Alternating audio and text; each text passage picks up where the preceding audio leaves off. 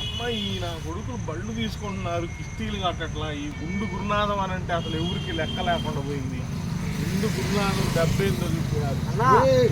ఇక గుండు గారి దగ్గర చెప్తాడు, నువ్వు గుండు గురునాథం. అరే గుండు గురునాథం అంటే ఏమనుకున్నారా? కిస్తీ కట్టకుండా అరే నా మందు తగ్గి నాకే చేస్తావరా? గుండు గడికి పెట్టిస్తావరా? నేను మాట్లాడుతుంటే ఏం లేదన్న. అంటే ఈ గుండు గురునాథం గుండు చేయించుకున్నాడు అని లెక్కలేదా? లేదన్న, కరెక్ట్గా నీకు 2-3 రోజులు కడతావరా? 2-3 రోజులు కట్టేస్తాను. ఫోన్ దింగుతాం అన్న. ఈ ఫోన్ ఏముందన్న, పావలా చెల్లు. ఇది పావలా లాగానే ఉంది.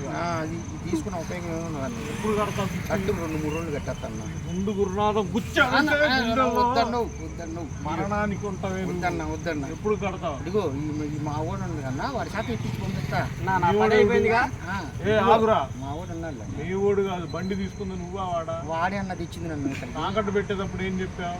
చెప్పాలన్న, నెల వడ్డీ కడతా అన్నా. కడతా. మరి అంటే గుండు గురునాథం అని అంటే అంత లేదన్న. నీ సంగతి మాకు మామూలు తెలియదు. మంచి రేంజ్ ఉన్నది. మరి నా డబ్బులు ఎప్పుడు కడతా? నీ కట్టు 2-3 రోజులు కడతాన్నా. కట్టపోతే అప్పుడన్నా ఈ అడ్డం పెడతా.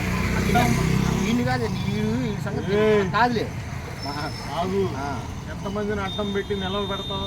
లేదా డబ్బులు కట్టరా అంటే అడ్డం పెడతా నిలబెడతా అంటే గుండు చేపించుకున్నంత మాత్రాన గుండు నా పని అయిపోయింది, పోతున్నా.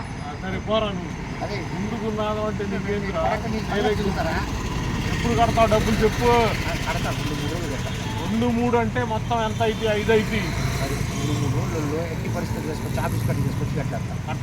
కట్టకపోతే అప్పుడన్నా కాగితాలు ఉన్నాయిగా, 10 కాగితాలు నీ చేతిలో పెట్టాను. సరేనా? అలా దిగిపోతున్నా.